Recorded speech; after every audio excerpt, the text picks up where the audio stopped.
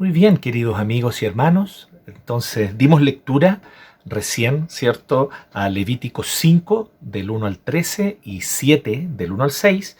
Pero les voy a pedir que enfoquemos, hoy solo vamos a enfocar en el capítulo 5, versos 1 al 13. Bien, Levítico 5 del 1 al 13. Ya fue leído en el tiempo de liturgia. Aquellos que tal vez están escuchando este audio por el podcast, les recuerdo que la aplicación de YouVersion de la Biblia les permite a ustedes escuchar también con audio el texto bíblico, así que puedes ir a escuchar Levítico capítulo 5 para luego entonces volver a escuchar aquí el sermón con nosotros. Bien, así que Levítico 5, 1 al 13. Y hoy vamos a hablar acerca de que Dios nos invita a afirmarnos solo de su gracia. Dios nos invita a afirmarnos solo de su gracia. Ese es el título para los jovencitos que están anotando y es lo que vamos a conversar hoy a partir de este texto, como les digo, enfocando en el capítulo 5, versos 1 al 13. Y lo que nosotros vamos a conversar hoy día, lo que vamos a hablar a partir del texto bíblico, guarda relación con la comprensión que necesitamos tener de la realidad en la que vivimos. Y creo yo que ese es uno de los elementos más valiosos tal vez del Levítico. El Levítico nos hace reflexionar y nos deja pensando. Cuando vemos estas pequeñas leyes y reglas que si tocas algo, quedas contaminado. Si tocas otra cosa, quedas contaminado. Quedas espiritualmente impuro. No es que Dios esté declarando espiritualmente impuro en un sentido místico, en un sentido mágico. No es como que yo toco el cadáver de un muerto y entonces algo mágico allí me contamina, sino que Dios está usando el concepto de impureza, y que obviamente el único concepto de impureza que conocían los hebreos en ese tiempo, estamos hablando del 1500 antes de Cristo, ¿no?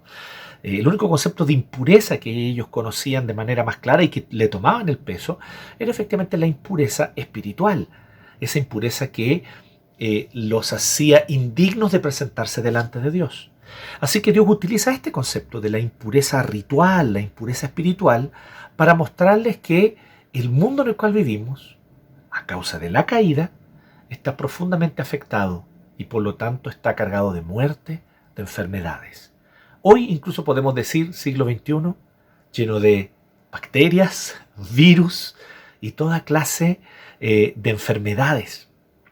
Y Dios entonces busca hacer ver a los israelitas no solamente la realidad de habitar un mundo caído que está afectado por la caída, sino también entender que efectivamente estas cosas que nos rodean son efectivamente la consecuencia de el apartarnos de nuestra fuente de vida, que es Dios. Porque cuando Dios creó el mundo, antes que el pecado ingresara en el jardín del Edén, no había enfermedad, no había muerte. No podemos decir que no habían virus o que no habían otros tipos de microbios, pero que ciertamente y muy probablemente los había, pero no nos enfermaban. No se volvían contra el ser humano o contra la vida para destruirla. Ahora sí. Ahora lamentablemente sí, por causa de la caída. Entonces empezamos a notar algunas cosas muy importantes a partir de esto. Hoy vamos a hablar tres cosas, muy brevemente. Vamos a hablar tres cosas solamente a partir de este texto, recordando este título una vez más. Dios nos invita a afirmarnos solo de su gracia. Y justamente partimos con esta primera gran verdad que nos enseña este texto. Son tres verdades que vamos a destacar hoy día y esta es la primera de ellas. Dios nos hace tomarle el peso a la realidad caída. Dios nos hace tomarle el peso a la realidad caída. Cuando hablamos del primer mensaje de esta serie Santos en Levítico, dijimos que había un principio muy importante que en el Levítico. Era el principio de la encarnación, por así decirlo. Cómo Dios se encarna en una cultura medio oriental del siglo XV-XVI antes de Cristo. O sea, tomemos la dimensión de esto. Del 1500 antes de Cristo, ¿cierto? Nosotros tenemos estas instrucciones de ese tiempo. Y en ese contexto, nosotros nos encontramos con esta realidad. Nos encontramos con el hecho de que Dios quiere que el pueblo hebreo tome conciencia de cuán afectada está la realidad, de cuánto daño es capaz de producir el pecado. Así que esto es lo primero que nos invita el Levítico. Dios nos hace tomarle el peso a la realidad caída. Consideremos las cosas que menciona aquí. Y ojo que después más adelante vamos a ver otras cositas más. Esto es solo para comenzar aquí con el Levítico. Pero, ¿qué pasa si yo me niego a declarar bajo juramento algo que yo vi o escuché, un crimen que vi o escuché? Bueno, eso te hace cómplice. Tú sabes que alguien cometió un crimen, tú sabes que alguien cometió una transgresión, tú sabes que alguien, por ejemplo, asesinó, pero te niegas a ir a declarar el asesinato que presenciaste y que viste. Eso te hace cómplice. Podemos entenderlo hasta ahí.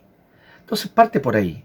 Pero después dice, ¿qué pasa si alguien toca alguna cosa que está ritualmente impura? Y ahí hay varias cosas que son ritualmente impuras, varias cosas que no se deberían tocar, entre las cuales, y aquí da el ejemplo. Está el cadáver, por ejemplo, de un animal impuro, el cadáver de un cuervo, o el cadáver, es cierto, el cadáver de un cerdo, ¿cierto? ¿Qué pasa si alguien toca un cadáver sin darse cuenta? El cadáver de un reptil muerto, dice. Y se vuelve impuro. Bueno, el cadáver de un reptil muerto es obvio, ¿no? El cadáver de un reptil impuro. Se vuelve impuro el mismo.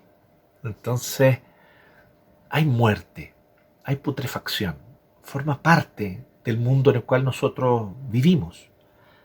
Y el Señor quiere que le tomemos el peso a esto. Entonces dice, te vuelves impuro, cuidado con lo que toca. Y si toca alguna impureza humana, que pueden ser no solamente las heces o las fecas humanas, ¿cierto? También puede ser otro tipo de secreciones de cualquier tipo. ¿Qué pasa si toca eso? ¿Sí? Se vuelve culpable, ¿sí? Entonces, qué tremendo esto, se vuelve culpable. ¿Por qué se vuelve culpable? ¿Las secreciones humanas son sucias? ¿Son impuras para Dios? Ahí es donde nosotros empezamos a entender y empezamos a ver que el Señor nos está mostrando una realidad total, completa. No es propiamente de que eso de alguna manera le afecte a Dios, a su ser o a su carácter. La razón por la que Dios no quiere que nosotros toquemos eso es por cuidado hacia nosotros mismos. En un mundo donde las enfermedades abundan a causa de la caída, pues bien, nosotros debemos tomar cuidado con lo que tocamos. Así que hace tomarle el peso, ¿cierto? Y habla también de aquellos juramentos que se hacen a la ligera. Así que también en este caso, aquí hay una cosa muy importante, ¿no? Venir y hacer promesas, hacer juramentos, muchas veces sin pensarlo bien, ¿cierto? Debemos tomar cuidado con lo que decimos, con nuestro sí, con nuestro no. Nuestro sí debe ser un sí, nuestro no debe ser un no.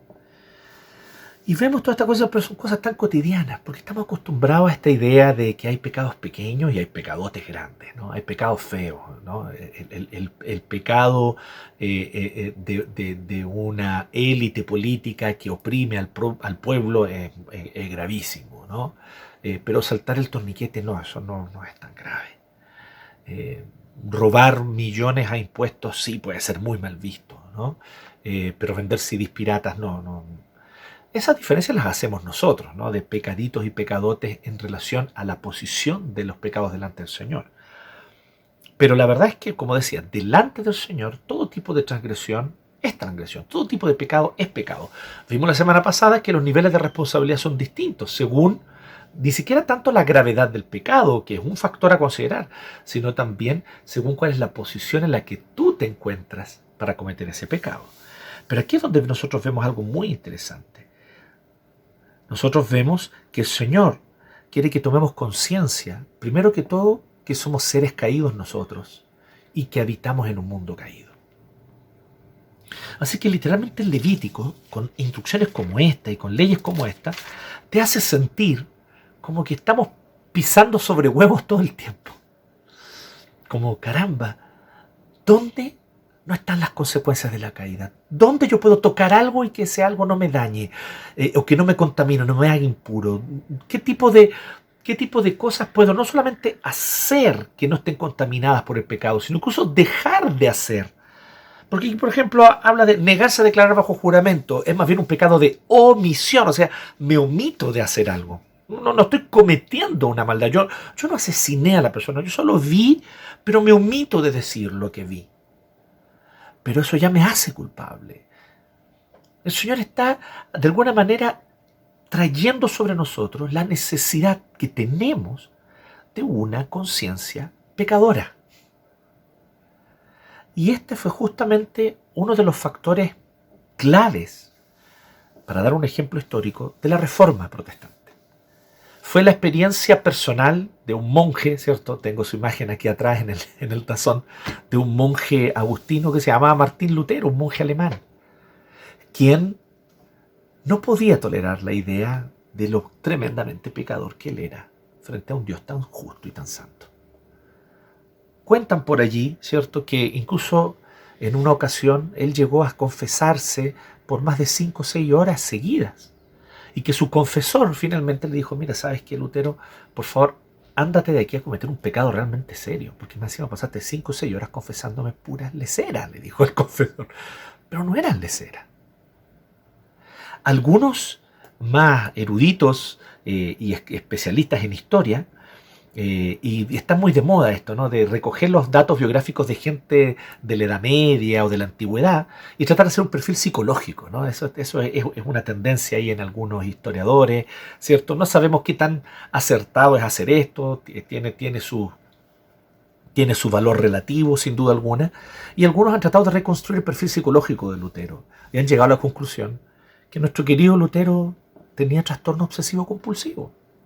Y aquí no de esa manera como de repente nosotros bromeamos, oh, que toque. No, estamos hablando de un trastorno serio. Él tendría un trastorno obsesivo compulsivo.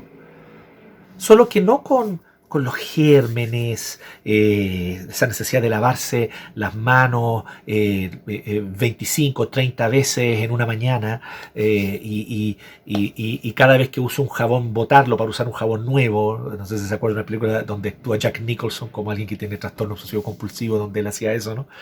Abrir las manillas de la puerta con un guante. En fin, no estamos hablando de un trastorno obsesivo compulsivo con respecto a gérmenes, sino un trastorno obsesivo compulsivo con respecto al pecado, a la contaminación espiritual. Pero este tormento de Lutero fue lo que lo hizo de manera tan desesperada buscar a Cristo y buscar un consuelo en el Evangelio. Y lo encontró. Y aquí es donde viene entonces la otra parte. Si es que es verdad, como estos historiadores dicen, que el monje agustino joven Martín Lutero sufría de un trastorno obsesivo compulsivo, entonces también es igualmente verdad que el Evangelio lo sanó, que el Evangelio lo curó, que la idea de que la gracia de Dios sobreabunda allí donde abunda nuestro pecado, porque esto es lo que Lutero se da cuenta, que el pecado abunda, lo llena todo. No puedo tocar algo y hacerlo de manera pura. No puedo decir una palabra y que por detrás de esa palabra no haya una intención incluso que es pecaminosa. No puedo tener una reacción silenciosa frente a alguien y que esa reacción silenciosa frente a alguien refleje la putrefacción de mi corazón. Y esto atormentó a Lutero. La mayoría de nosotros generamos mecanismos para no pensar en esto todo el tiempo. En un cierto sentido, si me permiten decirlo, la persona que tiene un trastorno obsesivo compulsivo y que ve gérmenes en todo, es más realista. Es más realista. Porque es verdad que hay gérmenes en todo. Y es verdad que en todo hay una potencial enfermedad. En un cierto sentido es más realista. Nosotros hemos creado mecanismos psicológicos para bloquear el pensar en eso todo el tiempo. Entonces, si vemos así, Lutero efectivamente estaba percibiendo la realidad espiritual como realmente era la realidad de su propio corazón y del mundo que él habitaba. El Levítico es como que nos invitara a eso, a considerar que vivimos una realidad caída y que no podemos tocar algo donde allí no haya en potencia la muerte, la contaminación, donde allí no haya en potencia el contagio de alguna enfermedad que puede causarme daño. ¿Y de dónde provienen las enfermedades? La putrefacción, la muerte, la destrucción, provienen de la caída. Es como si Dios estuviese todo el tiempo transmitiendo y queriendo recordar esta verdad. Ustedes habitan un mundo caído. Ustedes habitan un mundo caído. Ustedes son seres caídos. Dejen de sentirse tan buenos. Dejen de tratar de esmerarse por sus propios esfuerzos en ser gente decente, correcta, justa, ecuánime y todas esas cosas que nos gustan a nosotros ser. Deja de buscar todo el tiempo de ser ese auto justo que todo el tiempo juzga a los demás y que todo el tiempo miren menos a los otros como si ellos fuesen más pecadores de lo que tú eres. Recuerda que tú eres pecador y que habitas en un mundo que está ampliamente, lamentablemente ampliamente afectado por el pecado. Así que esto es lo primero. Dios nos hace tomarle el peso a la realidad caída. Pero en segundo lugar, aquí viene lo maravilloso, Dios nos invita a reconocer el pecado al ofrecernos expiación. Dios nos invita a reconocer el pecado al ofrecernos expiación. Miren cómo dice el 5. Así que si alguien resulta culpable de alguna de estas cosas, deberá reconocer que ha pecado y llevarle al Señor en sacrificio expiatorio por la culpa del pecado cometido, una hembra del rebaño, que podrá ser una oveja, una cabra. Así el sacerdote hará expiación por ese pecado. Así que por cualquiera de estas cosas, tal vez tan cotidianas y tan sin querer y tan propias de un mundo caído, Dios no solamente te dice, mira cuánto pecado hay, mira cuán terrible es la caída. Él te dice, ahora mírame a mí y ve cómo yo te ofrezco siempre una alternativa de pureza, de purificación, de que puedas ser limpiado y de que tu pecado sea quitado, de que tu culpa sea quitada.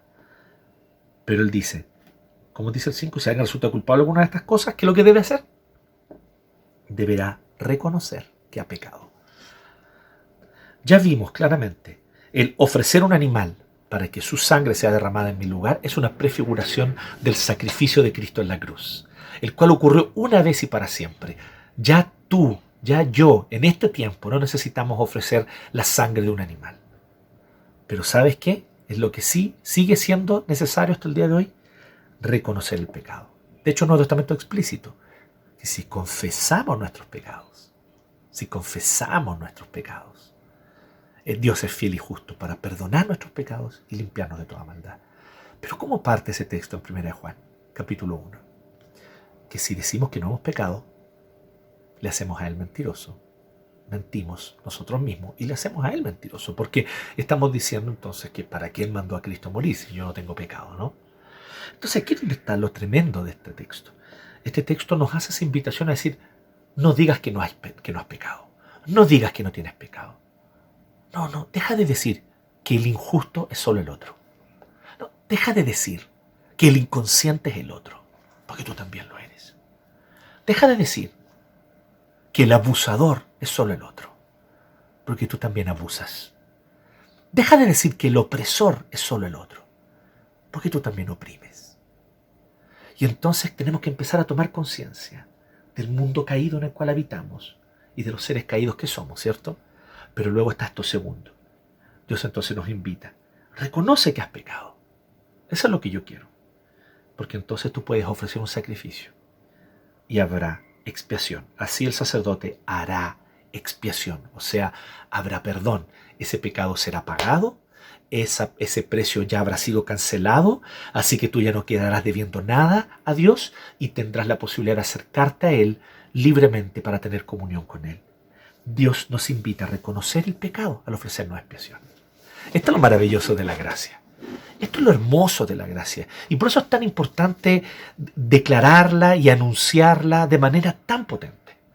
Debemos recordar que la gracia de Dios es capaz de cubrir los pecados más horribles. Los de un abusador. Los de un opresor. Los pecados más horribles. Los pecados más horribles. Los de un asesino. Los de un delincuente que tal vez se dedicó años a delinquir impunemente. Los de un arrogante. Los de un destructor de familias, de un destructor del bienestar. Dios puede ofrecer, y de hecho ofrece gracia, aún al más impío de los pecadores. O sea, Él me ofrece gracia a mí, te ofrece gracia a ti. Y cuando entendemos esto, entendemos entonces que esta gracia no es una invitación a pecar libremente. Esta gracia tan amplia, tan profunda, tan radical, tan escandalosa, es una invitación a arrepentirnos libremente. Esa es la invitación. Entonces algunos se preocupan y dicen, ay, pero es que no predique mucho la gracia, porque si predica mucho la gracia, pastor, la gente va a pensar que puede pecar todo lo que quiera. No, todo lo contrario, yo necesito predicar y anunciar la gracia de manera radical como la Biblia me presenta la gracia. Yo necesito hablar de la gracia de manera clara como la Biblia me habla de la gracia. ¿Por qué? No para que la gente peque todo lo que quiera, sino para que se arrepientan todo lo que necesitan. Y esa es la invitación que te hace el Señor hoy día. Arrepiéntate hoy. Vuélvete a Él. Mejor que la sangre de un cordero, o mejor que la sangre de una oveja o una cabra, la sangre de Jesucristo fue derramada por ti. Y esa sangre cubre multitud de pecados. Acércate a Él, arrepiéntete, vuélvete a Él. Esta es la invitación. Finalmente, en tercer y último lugar, nosotros vemos que Dios no niega a nadie la posibilidad de hallar perdón. No niega a nadie la posibilidad de hallar perdón. Y vemos que dice lo siguiente, si a alguien no le alcanza para comprar ganado menor, ojo, ovejas o cabras eran muy comunes. Una familia sencilla, no una familia con grandes terrenos, ni con ganado, no, una familia sencilla, con su terreno, recuerden una sociedad agraria, con su terreno podía tener varias cabras. Y entre esas cabras y ovejas no tendría problema en ofrecer una como sacrificio cada cierto tiempo. Así que ese no era el problema. No debería ser un problema para la mayoría de los israelitas, pero había un pequeño grupo que sí se encontraba con un problema. No podían comprar ganado menor. Entonces ofrecerá como sacrificio por la culpa 2 tórtolas o 2 pichones. Muy baratos y muy fáciles de conseguir. Muy fáciles de conseguir. Así que se los llevará al sacerdote.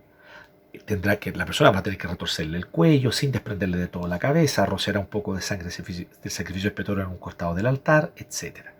Es un sacrificio expiatorio. Pero ¿qué pasa con aquel grupito aún menor, aún menos, que ni siquiera un par de pichones o tórtolas puede ofrecer? Bueno, si no alcanza ni siquiera para 2 tórtolas o 2 pichones, pues entonces dice lo siguiente, el verso 11. Como ofrenda por el pecado cometido, deberá ofrecer 2 litros, ¿cierto? Una medida de volumen de flor de harina. Como se trata de un sacrificio expiatorio, no se le pondrá aceite ni incienso. Llevará este sacrificio al sacerdote, quien tomará un puñado de la ofrenda memorial y lo quemará en el altar junto a los sacrificios presentados por fuego al Señor. Así que aún aquel que no pudiese ofrecer 2 tórtolas o 2 pichones, que los podía hasta encontrar por allí, digamos, y cazarlos, atraparlos y llevarlos. Pero si no fuera eso, aún así puede llevar entonces harina. Pero ¿qué es lo interesante de esto? Es que el Señor dice lo siguiente, así el sacerdote, verso 13, hará expiación por el pecado cometido en alguna de estas cosas y ese pecado le será perdonado. El resto de la ofrenda será para el sacerdote, como sucede con la ofrenda de cereal. Qué maravillosa noticia. Que es este tercer aspecto. Dios no niega a nadie la posibilidad de hallar perdón. Ya vimos, ¿cierto? Dios nos hace tomarle el peso a la realidad caída. En segundo lugar, Dios nos invita a reconocer el pecado al ofrecernos expiación. En tercer lugar, Dios no niega a nadie la posibilidad de hallar perdón. Y esto implica 2 cosas. Esto implica que por más pobre, incluso indigente, por así decirlo, hoy día nosotros usamos en el lenguaje moderno esa diferencia entre la pobreza y la indigencia. Hablamos de la línea de la pobreza y la línea de la indigencia. Pero incluso si alguien está bajo la línea de la indigencia, podía hallar perdón. Tenía como ofrecer un sacrificio. Porque cuando vemos la primera parte decimos, chuta, entonces ¿quién no peca? Entonces ¿quién no va a ser culpable? ¿Quién? Nadie, efectivamente, es el punto. Pero entonces, ¿qué hace Dios frente a eso? O sea, bueno, el que no puede una oveja, el que no puede una cabra, pues entregará un par de palomitas, un par de tortolitas. Y el que no pueda eso, pues entregará un poco de harina. Y esa harina, una parte, un puñado será quemado en el altar, el resto será entregado al sacerdote. Y de esta manera entonces el pecado será expiado, será perdonado. Ya vimos este concepto, ¿no?, de la expiación, ya vimos el concepto de la propiciación. Otro derrama su sangre por mí, pero aquí dice que incluso podía ser con harina. Es muy interesante esto, ¿no? Es muy interesante cómo el Señor está mostrando de que el pecado tiene un costo.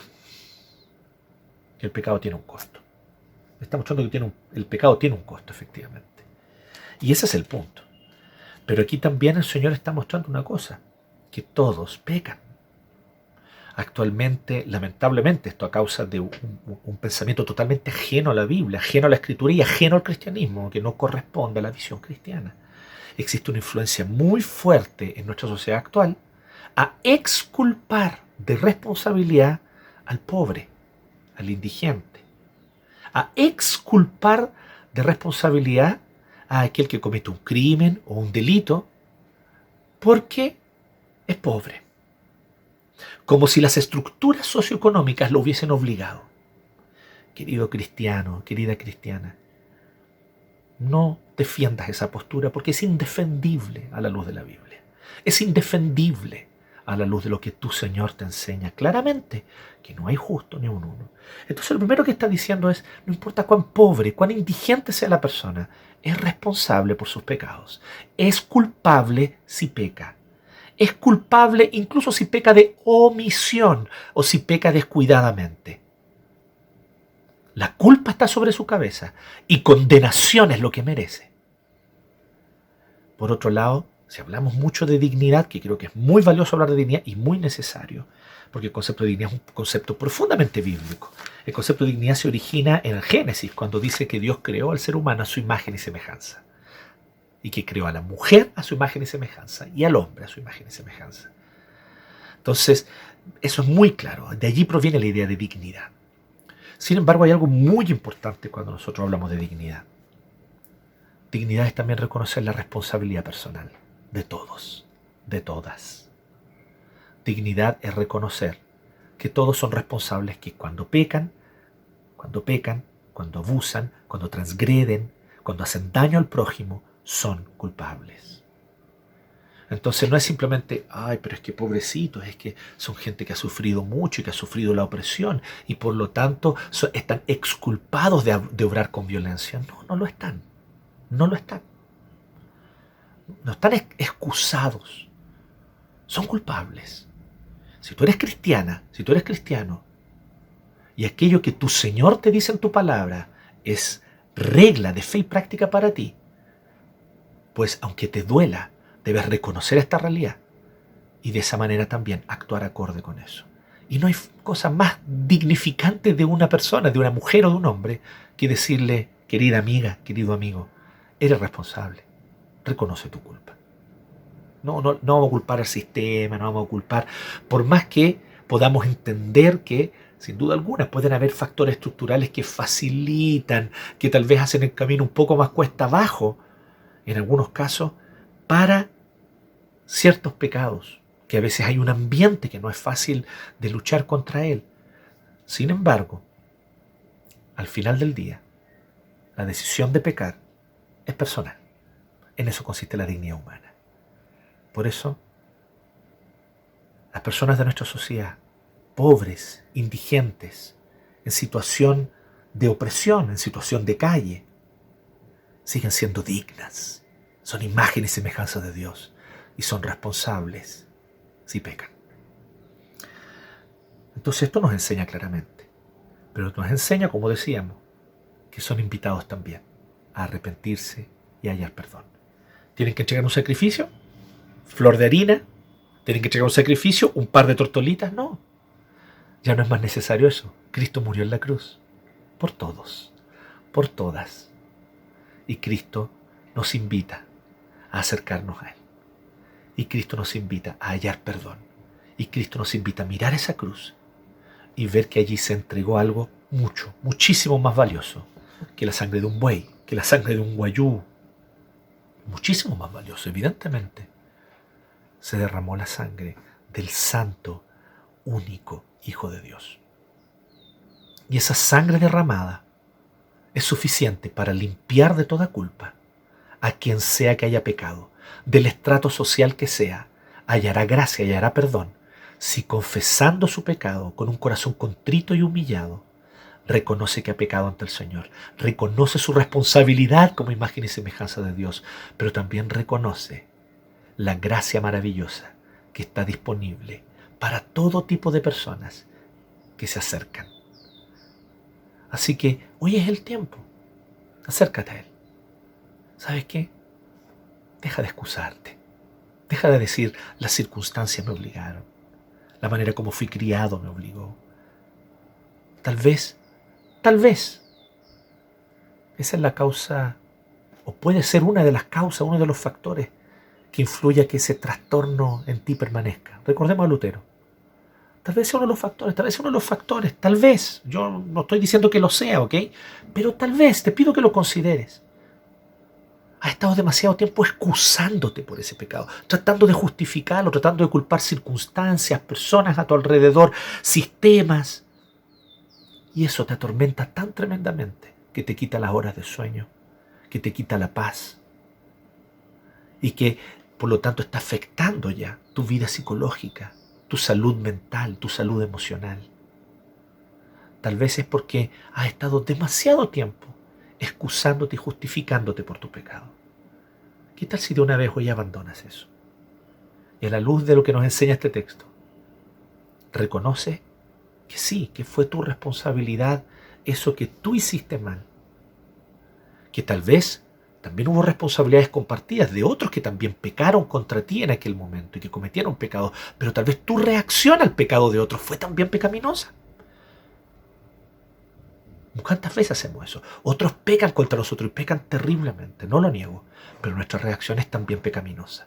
Y eso solo genera un ciclo que quiebra nuestra salud emocional, puede quebrar nuestra salud mental. ¿Qué tal entonces simplemente hoy dolerte por tu pecado, apropiarte de tu pecado y reconocer que es tuyo, confesarlo y arrepentirte delante de Dios? Porque te digo algo, hallarás gracia, hallarás perdón. Y por fin, esa mancha que te atormenta será sacada, porque la sangre de Jesucristo es poderosa para limpiar toda mancha, toda impiedad, toda transgresión. No importa dónde has estado, no importa lo que has hecho, aunque te avergüence aquello que nadie más sabe de ti, pero tú bien lo sabes y tu conciencia te acusa. Hoy te digo, ya no necesitas más vivir con ese acusador al lado tuyo. Ya no necesitas más vivir con esa voz acusadora dentro tuyo. Hay paz para ti si hoy confiesas tu pecado. Hay paz para ti si hoy reconoces tu pecado. Hay paz para ti si hoy reconoces que eres responsable por tu transgresión. Hazlo delante del Señor. Hazlo a los pies de esa cruz. Hallarás gracia y perdón.